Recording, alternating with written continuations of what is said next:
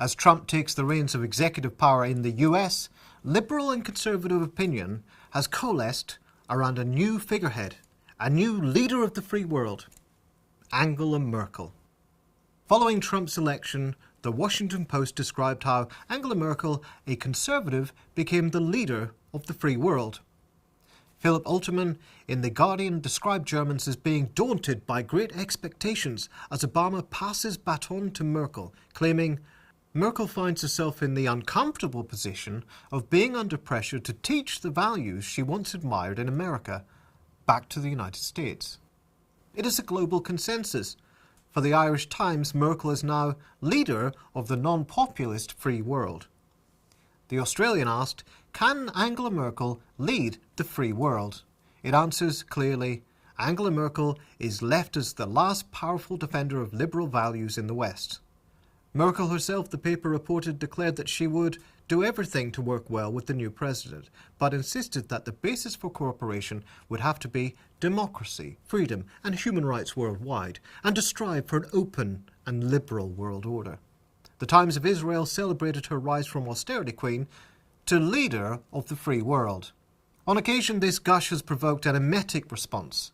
Politico writes with scornful irony, Angela Merkel's new job, global saviour. Not to be awkward or anything, but since when has Merkel been a champion of democracy or an anti-racist? The austerity queen earned her nickname, and with it, a reputation in parts of Europe as an enemy of democracy. As the leader of the dominant state within a largely undemocratic European Union, she has also played a critical role in helping suppress democracy where it interferes with the prerogatives of investors. The key case is Greece. Greece, having long supplied Germany with an export market, enabling German employers to keep domestic wages down, entered into a severe sovereign debt crisis in 2009. Rather than go bankrupt or exit the Eurozone, successive governments tried to pay off the debts by negotiating bailouts with EU creditors. Led by Merkel, the EU, alongside the IMF, demanded that Greece implement severe austerity programs, savaging public spending and welfare in exchange for the bailouts. But the economy only shrank, and the debt only grew more unmanageable as a result. In reaction to this, Greeks voted in early 2015 for a radical, anti-austerity government led by Syriza to kick out the Troika and negotiate a better deal. Germany stuck to its guns. Merkel's finance minister, Wolfgang Schäuble, put the point bluntly, as reported in the BBC. Elections change nothing. There are rules.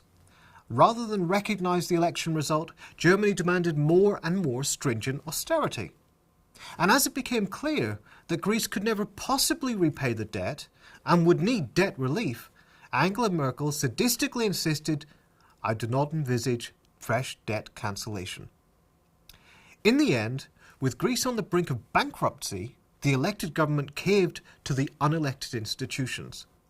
And this still wasn't enough for the German government, who turned up to the negotiations demanding more.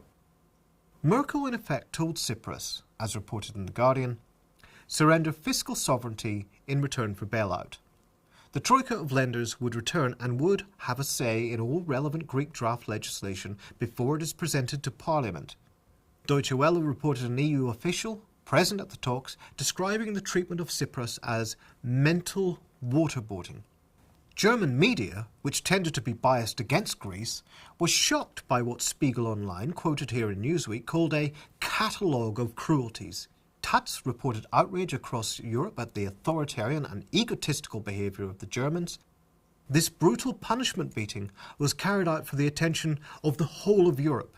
It was a demonstration not just of the EU's commitment to the interests of banks and investors, but of the power to punish and the frailty of democratic institutions in the face of that power.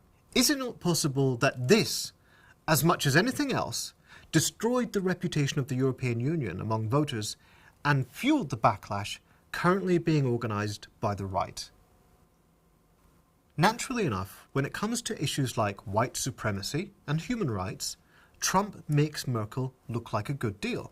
After all, amid the refugee crisis in 2015, Angela Merkel declared Germany open to refugees and even faulted other EU member states for betraying the EU's values, as reported by Al Jazeera.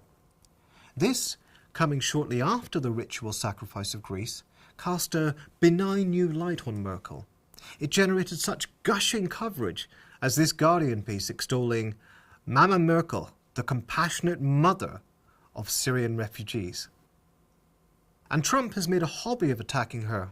As Salon's most ferociously Clintonite scribe, Amanda Marcotte, wrote, Trump's campaign compared Hillary Clinton to Angela Merkel in order to link her to mass immigration. Trump denounced the massive immigration to Germany under Merkel, for which he blames crime rising to levels that no one thought they would ever see.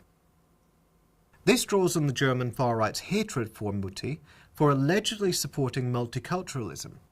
Tabloid stories in both Germany and Britain made outrageous, and as Political Scrapbook reports, completely made up allegations of a mass rape by hundreds of drunken refugees. Merkel looks, from this perspective, like the anti-Trump.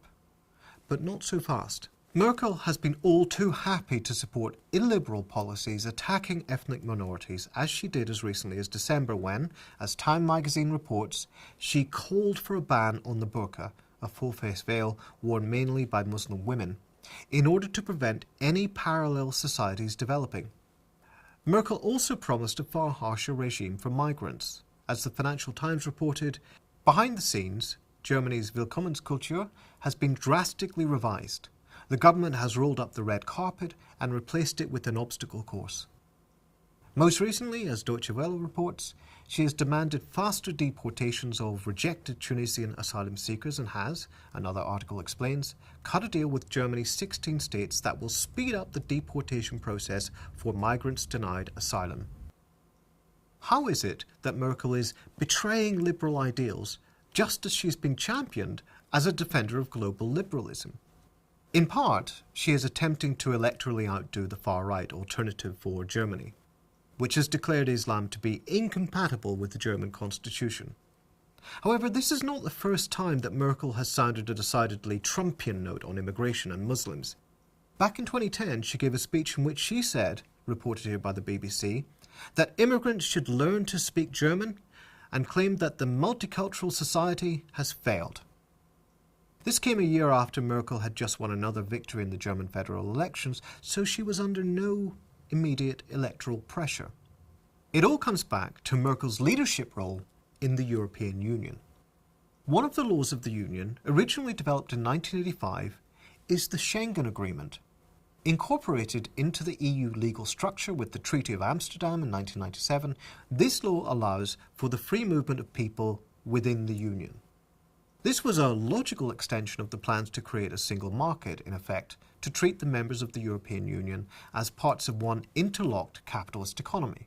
But as part of that change, Schengen and subsequent laws tightened up border controls around Europe and created new systems such as Frontex to prevent what it calls illegal migration.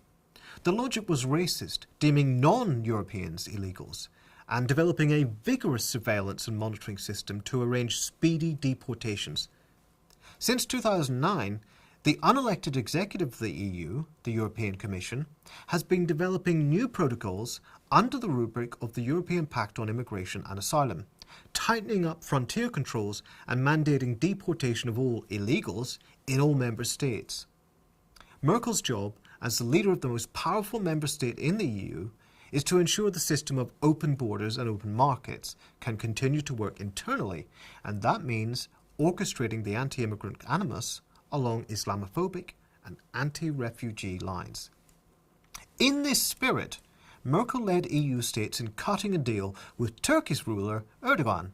As The Economist explains, in exchange for a visa-free travel for some of its citizens, €6 billion in refugee aid, and revived talks on possible future accession to the EU, Turkey was to take back migrants who had made their way to Greece and try to secure its borders.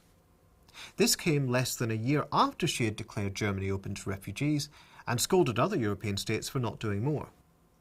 Merkel even described the deal with jaw-dropping hypocrisy as being in the interest of the refugees themselves, citing the perils of crossing the Mediterranean in rickety boats. Perils caused by being denied overland access. There is currently a crisis of European institutions. With Brexit and the rise of the far right, there has been a growing pushback among political leaders of the European right against Schengen. France's presidential candidate, François Fillon, The Telegraph reports, has called for France to ignore Schengen and have real borders with Europe. Fillon will probably not win, but this position is increasingly common.